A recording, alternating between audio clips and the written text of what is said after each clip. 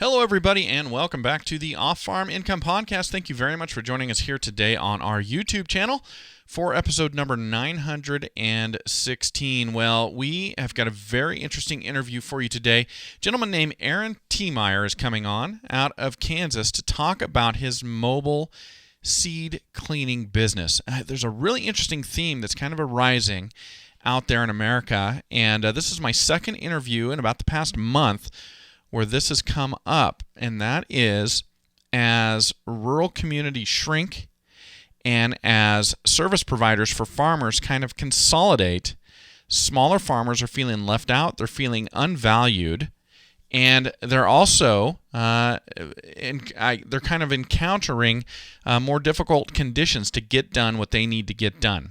First it was mobile grain roasting, and now it is with seed cleaning. The same exact theme has come up all the way from Virginia, now in Kansas. So there's something going on out there, and it is creating opportunities for people who want to start their own business in agriculture. This is something to pay attention to. So we're going to profile that today with this interview with Aaron Tiemeyer in episode number 916, and we're going to get that started for you right now. Aaron, welcome to the show. Thank you so much for coming on today. Thanks for having me, Matt. You bet. I know it's you're just wrapping up your fall harvest season and in your busy season, so I'm lucky to catch you in this window of opportunity, right? Yeah, we just made it in the nick of time. Good old Kansas weather. It looks like it's going to snow now. So yeah. You know, we're getting. I'm in Idaho, and we are getting a very early cold snap for us. We'll be in the teens on Sunday, and for this part of October, that's pretty early for us. So who knows what's coming this winter? Well, let's do this. Let's talk about you and your business. So I know you said Kansas. Where are you located in Kansas? I live in Washington, Kansas, which is kind of north central, northeast Kansas. We're about 10 miles off the Nebraska border. Okay. And is that where you grew up? Are you from Kansas originally, or have you relocated there at some point? Yeah, I grew up in Kansas. Grew up about 8 or 10 miles west, a little town of about 150 people called Mooreville, Kansas. Okay. Now, we're going to talk about your business, Mill Creek Mobile Seed Cleaning, here coming up. Are you farming in addition to running this business, or is the business exclusively what you do? Yes, actually, I'm a hired hand farming. I grew up in town, had kind of agricultural grandparents, but worked in town for 10 or 15 years doing plumbing, heating, air conditioning, electrical work, construction, that kind of thing. And got to help in some family when I got married. Out on the farm. Always loved farming, and kind of started taking over more duties.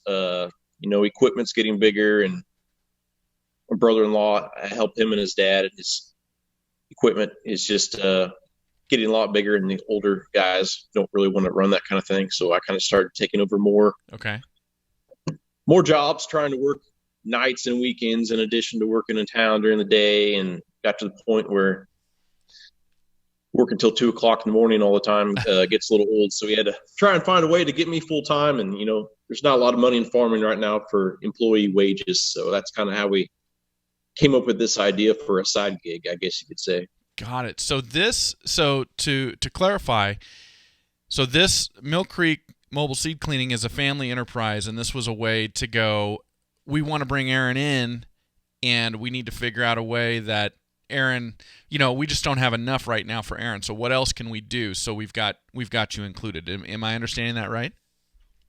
Somewhat. This is my personal business, but Okay. Yeah, I kind of came up with this just to make enough money where I could be on the farm in the spring and the fall.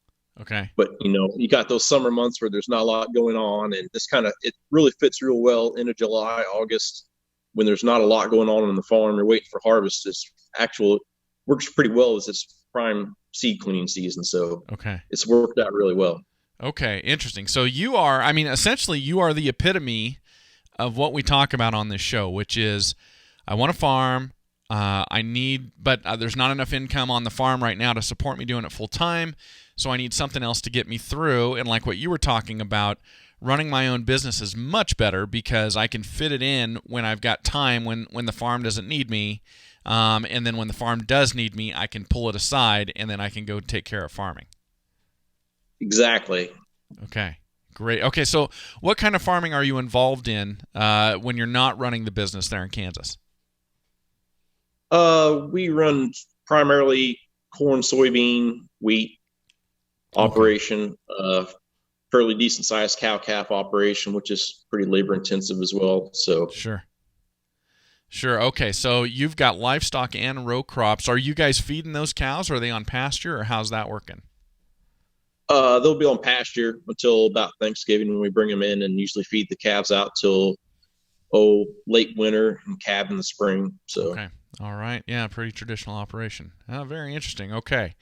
Okay. Well, so tell us about Mill Creek Mobile Seed Cleaning. So, this is a business. I mean, obviously, it's in the title, which, by the way, great name for your business because it tells everybody what you do right there. But tell us about how it works and how you pick this business. basically, there used to be a lot more guys cleaning seed. I think north central Kansas, we used to grow a lot of wheat, and even in the last 5 years, wheat acres have been reduced by probably, I'd say, probably 2/3. Okay. So it's kind of a dying business in a sense. I had a lot of people look at me like I was crazy when I told them I was going to do this. But there was a business in town. One of my friends, older gentleman, owned it.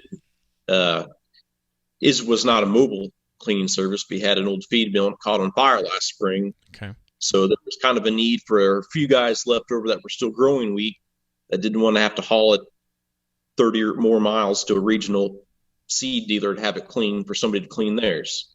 I also kind of looked at the advent of cover crops. I think rye is going to get really big in the future, Mm-hmm. things like that. And guys that clean wheat usually don't want to clean rye and get mixed in their cleaning facilities. So I thought there was a real need for that. That's kind of what drove me to the idea that maybe we could make this thing work. It'd be a lot handier for guys just to show up to their place since we're getting so far spread out anymore from any place that actually wants to clean seed anymore. So that's kind of how I came across this idea, and that's basically what I do. I kind of planned on maybe running around in a half hour radius, but it's kind of transformed where I might get a phone call from an hour and a half north or an hour south, or it's just been it's kind of cool and scary at the same time. How many people out there have your cell phone number now that you never know where the next phone call is going to be from. That's true. How long have you been running this business? When did you start it? I kicked around the idea last summer and got into it late by the time I got my setup built. So I got just a few wheat cleaning jobs late last fall. We had a late year last year. We had all the rain, so a lot of stuff didn't get planted until Mm-hmm. June. So that delayed wheat season until mid October. So I did get in and get just a few jobs, but more or less this has been my first year Got it. starting the business. Okay. Well, how's it been? Have you been busy? Yes, it's just been since the end of July. It's just been crazy. I was a little nervous come middle of July. I might be mowing the banker's grass for the next couple of years, but Yeah. luckily the phone calls started rolling in. So that's really interesting. I mean, you describe it as a dying industry, and obviously you know what you're talking about. But with that said, you started it anyway, even against the advice of some people in the area that said, "What are you doing?" And here you find yourself in your very first year, by the way, extremely busy. So do you chalk that up to people thinking it's a dying industry and getting out of it, and so there's just not that many people left? Is it because you're mobile? I mean, what's making up the difference here? Oh, that's probably a variety of things. I mean, there's not a lot of, I wouldn't say there's a lot of competition. There are some. It's kind of a business where the mobile wise, there are some guys around that do it, but to make it work, you've got to travel those miles. Mm-hmm. You can't make a living just off a couple neighbors. You don't make your money back that fast. But Okay. yeah, it's been just word of mouth and internet. It's just been, you know, everything information moves so fast anymore. I've Mm-hmm. tried some newspapers and stuff, and you're paying $50 for a 2 inch by 3 inch ad, or Sure. you can get on the internet and 3,000 people see your picture in your ad, and it's just, I think that's really helped as well. Mm-hmm. And the mobile aspect, I've had several guys tell me, said, this is just this is just so easy. He said, I just can't figure out how this is so easy, not having to load everything up and haul it somewhere and have it cleaned and bring it back home and put it back in the bin. Mm-hmm. You know, got a couple guys local. I've come to their places multiple times this fall. You know, when they only have one or two tender trucks at a time, I can come and set up and run a couple loads through so they can get going for a couple weeks, and then I'll come back again. And for my friends the right amount of bushels, I'm willing to do that for some guys. Okay. Interesting. Now, this business, it ebbs and flows with the amount of wheat acres being planted. Am I understanding that correct? Yeah, wheat's probably, I don't know, probably only a third of my business. Okay. Probably two-thirds would be rye and cover crops. Seems like that seems to be, guys are planting 2,000 acres over their corn ground going into beans next year. Some of the bigger farmers. I've also done a couple commercial jobs, which are guys looking to resell it as opposed to having it for their own. Okay. But yeah, wheat cleaning was kind of the passive seed cleaning, but it's in our area kind of gone by the wayside. Okay. There is still a few guys, but gotcha. Okay, so your thoughts, your predictions about people growing rye, that came true. Yes, it was everything I thought it might be. Not so much for our area, but I'd say people with good ground, we call Iowa farming types in Nebraska and an hour further east that have better yields than what we got. It's really catching on for cover crops. Okay. So that's kind of my hot spots for trying to pick up customers. And had you ever started a business before you started this one? No, I don't. Nothing really. This is pretty much, I took business classes in high school and everything, but this is pretty much for my own enterprise. Yeah. Sure. Well, I'm asking because it's pretty cool that, so this is your first business and I'm on my second business. So I've only started one other one. And I kind of did that too. I kind of looked out there and went, I see something here and I think it's legit and I think nobody's taking advantage of it. And then I had to summon up the courage to spend the money to get the equipment and to try it, and then it panned out. And that was a really, really good feeling to know that I had recognized something that other people either didn't recognize or they didn't take advantage of. Now with you, with what you're talking about with the rye, how does that feel? The fact that you went, I think this is going to be a deal, and you went for it and it panned out. Does it feel pretty good that your idea actually was right, that you were right about what you were thinking? Oh, absolutely. A lot of times if I go with my conscience, if it's telling me something, it's usually the right choice. I usually get in trouble when I go against what my gut's telling me. So I've been, it's been everything I hoped it would be. There is a whole industry built on people going against their gut. You got to trust that gut. You got to verify what the gut's telling you, but yes, you've got to trust your gut. So good for you. That's awesome. So explain to me seed cleaning. I'm more of a livestock guy, and this is something I'm learning about on the go as we're doing this interview. So where does the need for seed cleaning come from? What are we accomplishing here? I guess you could say some small grains that haven't been patented or their patents have run out, as opposed to corn and beans, which are owned by seed companies. The majority of, like, say, wheat, rye, oats, triticale, some of these crops do have patents on them, so some varieties you cannot save back and sell. Mm-hmm. But a lot of people for wheat, you can save, say you have 200 acres of wheat, you can save 50 acres of your seed back. And then that seed, depending on how well you set your combine, might have a lot of heads in it or straw, dirt, that kind of thing. So depending on if you have an air seeder or what type drills you have, sometimes that can really create nightmares just running it back out of your combine. So basically that's where I come in, and we take the seed and we run it through with my two machines I have in my rig, and that separates out all the straw and the unthrashed heads and some of the smaller seed that isn't as desirable as the better looking seed. We can cut that out of there, so you should have better germination rates and better yield. Okay. And so these farmers that are having you do that, they're holding that seed back and then they're selling it to other farmers in their area the next year?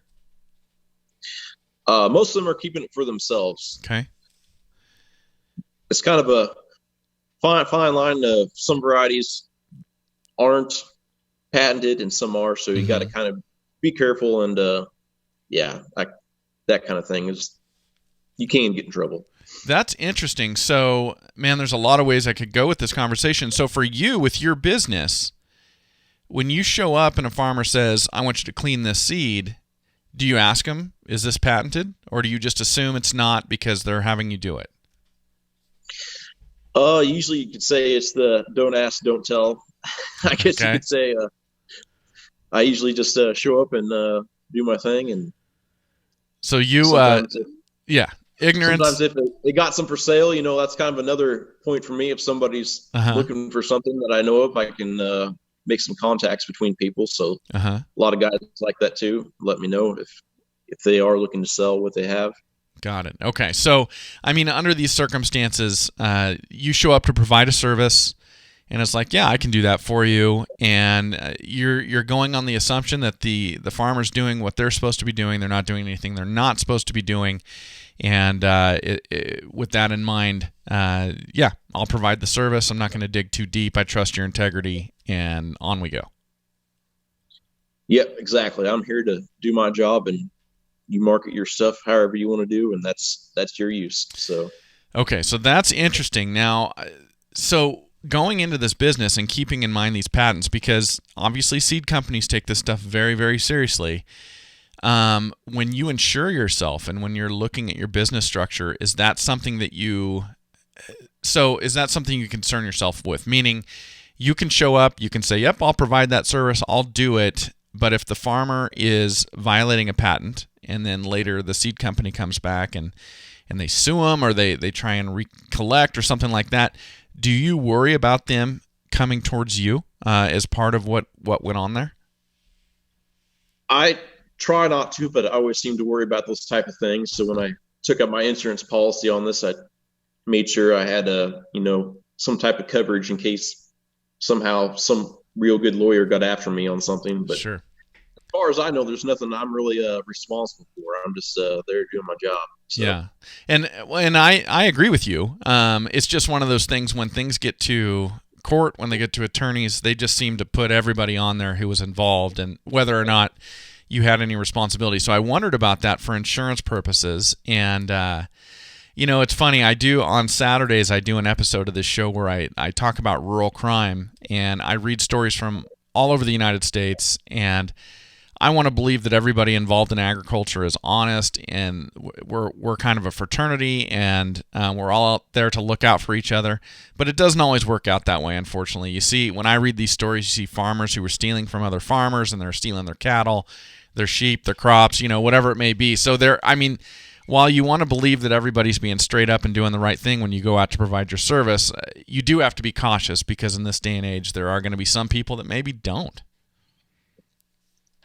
Definitely. Yeah, that's interesting. Okay.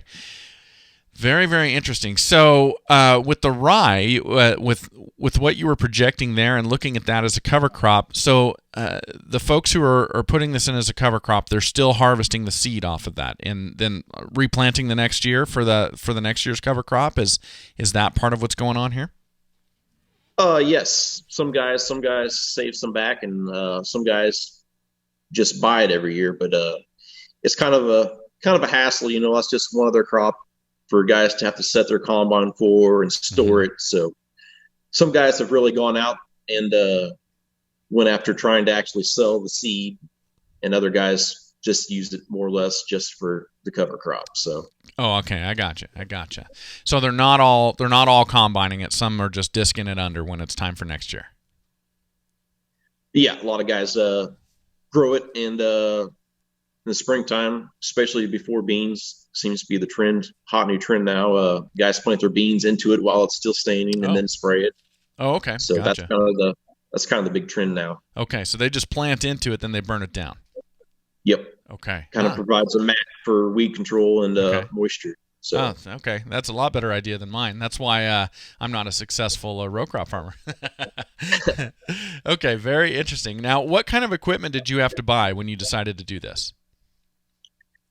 I basically have two pieces of seed cleaning equipment. There's 100 brands out there. I didn't really know which one to go with. The popular one that's always been around for the last 60 years, they're called Clipper seed cleaners. They're made out of wood. Okay. There's a lot of farmers around have them parked back in the back of their machine sheds. I've found the more places I've went, a lot of guys have been cleaning theirs for a while. But had chances to buy those, but even those are $25,000 for a piece of equipment made 60 years ago, made out of oak with leather belts, and Wow. just didn't sit well with me. So I ended up, I think Welker Farms on YouTube, which would be kind of closer to your location. They actually have one of these cleaners that I bought. I think they grow a lot of peas up in their region that they use it for. But found a guy in central Nebraska that had one, went and checked his out, seen what it was like, and looked on the internet some more, comparing brands, and finally decided to go with the equipment I ended up buying. Okay. So it's basically two pieces. The first machine is basically a sieve. I have different screens for different crops, and that takes most of the large trash out. And then there's actually another machine called an aspirator, which uses a variable speed fan and baffles to help separate out the heavier seed. So basically, got those two pieces of equipment. That was the main cost, and bought a 20-foot car trailer to mount it on, and bought some auger equipment from our local grain bin supplier and put together my augers myself. Use plastic flighted so you don't damage any of the seed. And started doing some welding and came up with what I have now. So it's not perfect, but I've been pretty happy with it. It's working. Okay. Did you end up buying brand new, or did you end up buying used? Equipment is new. The equipment is new. Okay. And then you've welded stuff together and kind of made it all work. So is that because you put it on a car trailer and it's not designed to go that way? Or so I guess the mobile aspect of what you're doing, is that from your ingenuity, or did you buy units that were intended to be mobile? I don't know if these are usually used mobile, but yeah, a couple of U-bolts on trailer frame, and the main engineering is finding a way to make the augers fold up so you could fold them right up without spending half an hour tearing down and making it roadworthy and get on down the highway. So gotcha. It took a couple days sitting in the farm shop scratching heads, and we came up with what we came up with, and it's worked pretty good. I got a lot of guys that chuckle and laugh at it when I show up, and they're pretty amazed at how slick I can set up and get torn down and get out of there. So okay. Well, that's interesting. Are there dedicated mobile units you could have bought that were already ready to go?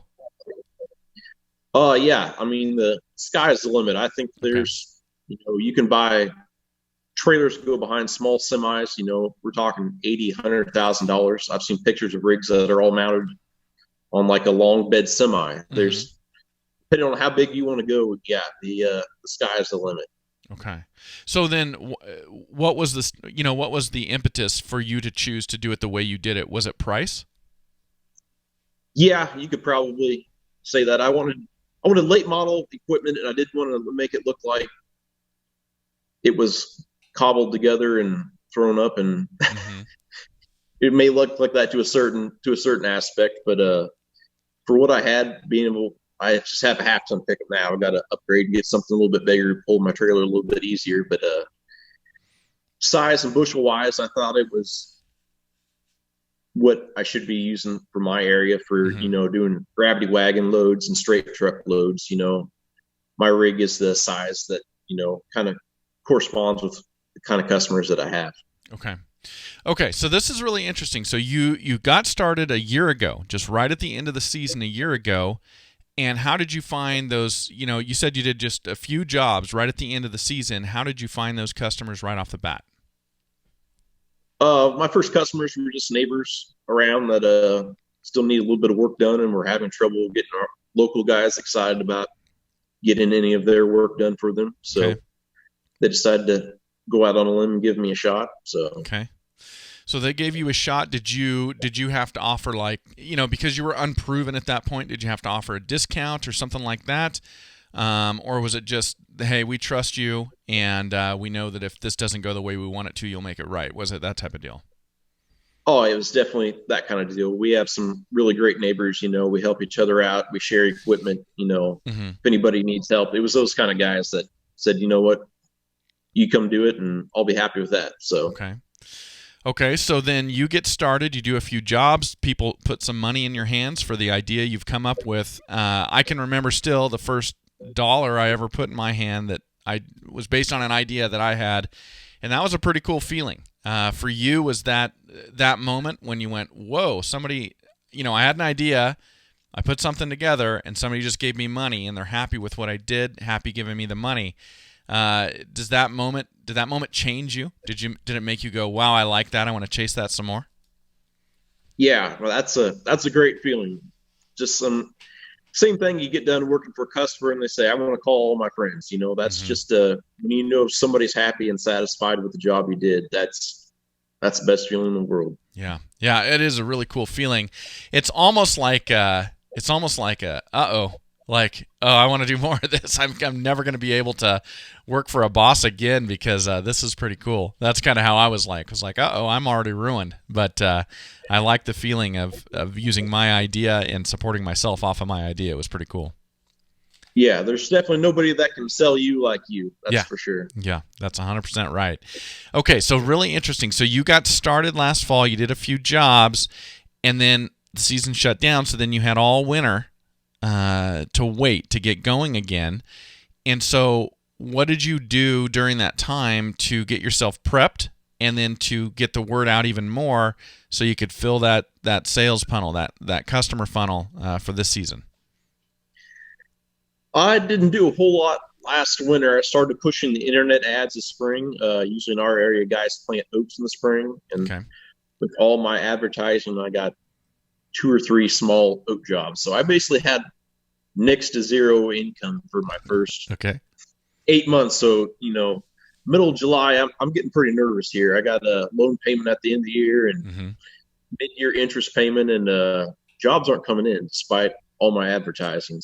So it was a little bit nerve-wracking until this summer, and things have really taken off. So Okay. Well, I'm glad that happened. What was the change? What, as you're sitting there getting nervous and the calls aren't coming, what made the phone start ringing? I don't know if it was finally just enough word of mouth or just I missed out on rye cleaning season last year. I just got into it just a little bit too late. I had a Okay. couple guys tell me we would have called you last year, Mm-hmm. but yeah, and several larger jobs too that really helped pay the bills this year. So Okay. Okay, very good. And then you've got your Facebook page. That's how I found you, and you're doing a great job there. When you talk about internet ads, were you talking about Facebook ads, or were you doing something different? no, just Facebook is all I have. But yeah, Okay. I wondered how my name even got out there, how you even found my name. So that explains that one. Yeah, yeah. Facebook worked for that. I mean, I went on looking for a seed cleaning business, and yours popped up, and I started reading through your page, and I went, yeah, this is definitely something I would like to profile. And so hopefully there's a benefit to you for coming on the Off Farm Income podcast. But yes, that is how I found you. And so if I could do it that way, just by looking for a seed cleaning business, there's got to be other people who are going to find you that way as well. Oh yeah, I've had people from Canada and South Africa call me, just not looking for work, but just ask me questions about sea cleaning. So it's Sure. it's crazy. Yeah, that's interesting. Well, good for you. And man, I think my favorite part of the story so far is that it was looking like it's a dying business, but you went, well, wait, hold on a second. I think there's a way it can be done that can still make this a viable business, and you're proving that right. That's really cool. It's a great start to a story. So, with the work that you found yourself getting after July this year and going up through the end of the season, were you maxed out, or do you still have room to grow for next year? Oh, that's a good question. I'm looking to be a little bit more, maybe a little bit more efficient next year. I think things will work out a little bit better. Guys that are going to have me back, let them know, have an empty weight on your truck you're going to keep it in, and then once you have your crop harvested, put on the truck, we know exactly how many bushels you have. So it's easier for us to know we got a fair shake, how many bushels I'm cleaning. Sometimes I got a set of portable scales. I can weigh their trucks, or they can take it to the elevator the day I show up there. But I think that should make things go a little bit faster. I also have guys that are neighbors, we're kind of planning on, I guess you could call it Amish style. I show up at one neighbor's house, and everybody, have a place to set up. We can have several neighbors get together, and whoever's got gravity wagons or straight trucks to move stuff around, we can all show up at one place in one day, and maybe get several guys done once instead of me having to drive half an hour, 45 minutes, an hour plus to a location several times, set up and run for a day or two, and everybody wins in a sense, I guess you could say.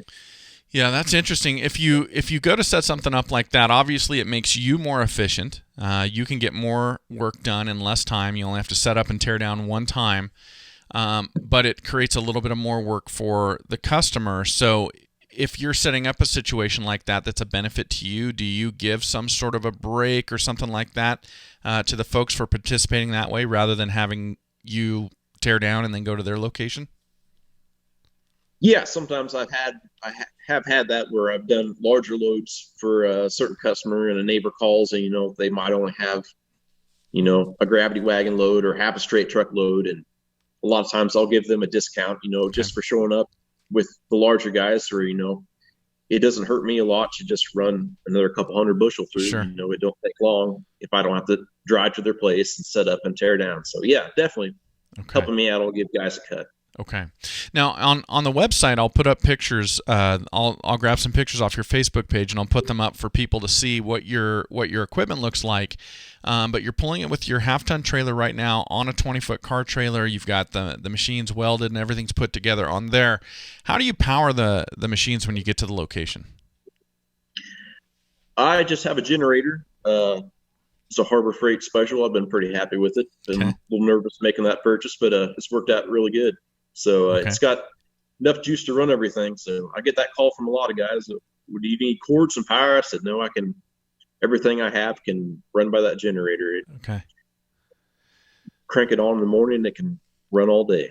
So that makes life a lot easier too. It's all done it's all run off of electricity is what I'm trying to say. Yes. Okay. All right. Very good.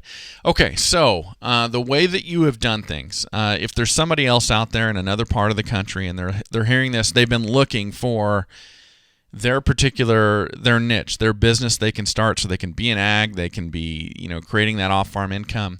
What should they be expecting?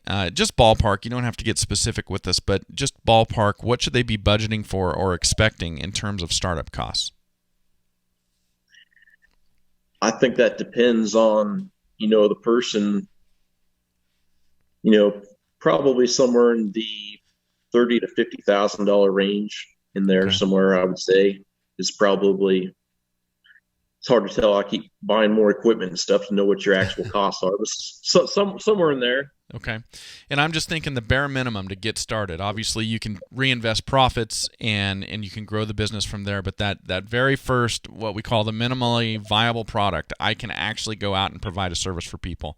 We're thinking in that $30,000 to $50,000 range? I think so, something like that. Okay. Depending on your brand. So, yeah, there's probably cheaper machines out there and more expensive machines. So whatever think you can do. Okay. And then the way you charge, do you charge based on an hourly fee? Do you charge based on per bushel? How do you gauge what you're going to charge your customers? I usually charge per bushel for everything I run through the machine. Typically on seed cleaning, you end up trashing or cutting, we say probably anywhere between 5 and 10% typically. So that's kind of how I charge. Doing wheat, I can do a fungicide and insecticide treatment. And then when I go to there, I charge by the 50-pound unit. Okay. Because that's how you mix the chemical up is per 50 pounds. So I should actually just do the math and figure out what it is per bushel just so I can tell guys per bushel, because farmers get irritated when I tell them it's per 50 pounds and they have to do the math. Yeah. Okay. So if you're not doing the seed treatment, then you're charging per bushel. And if you are doing the seed treatment, because you're charging obviously more, or you've got a rate per 50 pounds, and that is going to equate out to more per bushel, just because you're adding the seed treatment and the extra time, the extra labor. Are you charging per bushel into the machine, or are you charging per bushel out? I'm charging per bushel into the Okay. machine. Yes. And so that factors in that 5 to 10% loss you talked about. Yes. Okay. Okay. Very interesting. Okay. So you've got a year under your belt now. Tell us about, I mean, have there been any mistakes you've made along the way where if you started over again tomorrow, you would go, I would not do it that way again. I would avoid that. This might help somebody somewhere in the country, avoid one of the mistakes that you've made. Probably my biggest challenge this year is just getting the right equipment. I've had certain crops I've tried to clean where I didn't have the right screen to really clean the crop up as good as I wanted, which I've since bought more screens so I can do a better job, and it's given me better results. It's kind of been the learning curve this year. I got into it thinking I'm just going to primarily do wheat and oats, and now I've done wheat, oats, rye, triticale. I've done organic soybeans. I've had guys ask me about doing types of clovers and alfalfas. It's just it's a little bit of a learning curve. So I think that's what I hope to get better at down the road, is just making the certain little tweaks to my machine to make it go from a good job to a great job, and just being ready for anything. Okay. Okay, well, let's say that let's say somebody listening to this show is sitting over in Illinois, they're in Ohio or somewhere like that, and they like the sound of this business, they're excited about it. And by the way, this is exactly what I did when I started my first business. Was I looked for something that I could take mobile on a trailer and go out to farmers' locations and I could service them with, and I found my own brand of doing this. So let's say that there's somebody who's out there right now listening and they're like, yeah, I like this idea. This is what I've been looking for. How should they go about gauging whether or not this business could be successful in their particular area of the country? What should they be looking at in terms of market, in terms of competition, and in terms of the way people are farming what they're growing? Yeah, that's a good question. Like you said, competition. I kind of look around for, who needs your services. What type of crops, and even doing other crops. We talk about food deserts. When we read news articles and stuff about people not having access to food, I kind of look for places, where there's not a lot of big towns around, where guys have to haul something, half an hour or more to town, and try and make contacts in those areas. I've found little pockets like that where, we're getting points in Kansas now where a lot of our small towns are going away and our elevators are merging, and guys are kind of stranded. So I've found a couple places now where I have 2 or 3 customers in one spot that say, this is a lot better than what we were doing before. So that's kind of what I look for. And I'm always reading articles about what the trends are, what more guys are going to. When you take trips somewhere, see what guys are growing in other locations, and kind of gauge what's going on in certain areas as to what guys are planning, what's the future going to hold, what are we shifting to in the next few years. That's really interesting. So it's interesting too, because I've been talking about this since I started the show, which is disappearing rural communities, and you go into these old great towns, any town I would love to live in or live close to, and you got boarded up businesses, and you've got people that, I guess it's probably, we've got better vehicles, we've got more fuel efficient vehicles, it's easier to drive long distances, and people are driving to these other areas to do their business, and you see businesses going away in these small towns. So as elevators merge, like what you're talking about, we're seeing farmers who are used to drive 5-10 miles down the road to the small town elevator and be able to get this service done. Now they've got to go 20, 30, 40 miles, and maybe since they've merged and everybody's coming to one centralized location, if they've got to, if they're smaller than, let's say they're on the bottom 20% in terms of size and the amount of seed to be cleaned, that elevator just might not be interested in them. They might not have time for them. And am I understanding this correctly? Exactly. That's what a lot of neighbors and other farmers I've talked to. There's a lot of farmers, small and large, that are. I mean, I don't know how it is in your area, but definitely in our area, getting frustrated. A lot of the smaller, like you said, hometown elevators have merged, Hmm. and they keep merging and they keep merging, and now we have giant cooperatives from Iowa and Nebraska that control, 90% of the market around us. Hmm. It's the same thing as equipment dealers. Equipment dealers keep merging and merging, and a lot of farmers just get frustrated that they don't think that they matter anymore, and Hmm. that's kind of the vibe I've gotten from a lot of farmers. That is very interesting, and you are not alone in your area in this. I did an episode about 3 weeks ago, 4 weeks ago, and I interviewed a gentleman from Virginia who has a mobile grain roasting business, and he's mobile just like you. And where he's found his niche in the market, where he's found his ability to make a living, is going to farmers who are in the same. What you're describing is identical to what he's experiencing in Virginia, in that area, where they've merged, elevators have gone away, grain roasting now they can't get the smaller guys in because the smaller guys they're just not justified. They've got all the business they need because they've condensed down the services to maybe one or two spots within a reasonable driving distance. And he comes along and he buys the mobile equipment, and people could not be happier because they're feeling disgruntled, they're feeling like I don't matter, and B, it's a huge hassle if they can even get in at the elevator wherever it's at. So that's something that's interesting. That's going on all over the country. I'm glad to know that we're not alone around here. You are not. And I mean, glad to know you're not alone, but it's unfortunate that it is going that route. But of course, that's the way things have been going for years now, right? As farms get bigger, as equipment gets more efficient, as corn heads grow. I mean, you just need less people to do the same amount of work that we used to do, and so jobs dry up, and in rural communities they just don't. They just kind of, I don't know. They start to disappear a little bit. So, yeah, it's an unfortunate side effect of efficiency. But I'm hoping there is a way that rural communities rebound from this. Okay, well that's interesting. That's a tidbit of information I'm very interested to get, because it's not just the Midwest, it's the East Coast as well, and that's very interesting. Well, Aaron, did you this is your first business? Was it a hard decision for you to spend the money and take the risk and go to work for yourself, or was it easy? Were you like, nah, no problem, this will work, or were you hesitant? Oh, it was a very, very hard decision to make. Like I said, I work on a farm now, but growing up in town, we weren't farmers. We spend $15,000 on a pickup. We think we're living pretty high on the hog. So Right. growing up, I wasn't used to this spending $70,000 on a tractor or $100,000 on a combine. So that was a large chunk of change for me. It was Hmm. probably about the worst time in my life to start a business.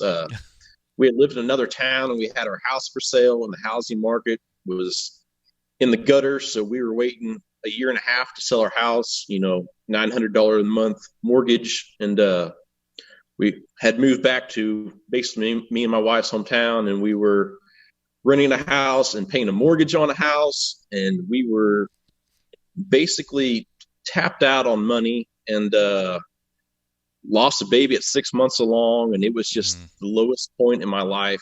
And this idea was there, and it just stuck in my head that this is, you need to do this. I was helping my Hmm. dad work construction, and he was paying me $13 an hour or whatever he was paying me, and he said, you're smart enough, you can find a better way to make money than work for me. So Hmm. I kind of went with my gut reaction. My wife looked at me like I was crazy, but she said, I trust you, go for it. So luckily I found a banker to give me the money, and been pretty happy. Well, man, that is a low point, but I'm happy that it's turned. It sounds to me like it's turned, and that is good news. How did you go about overcoming the hesitancy for spending the money, taking the risk, especially considering everything that was going on? What was it that made you go, no, I'm going to do it? It's still a good idea.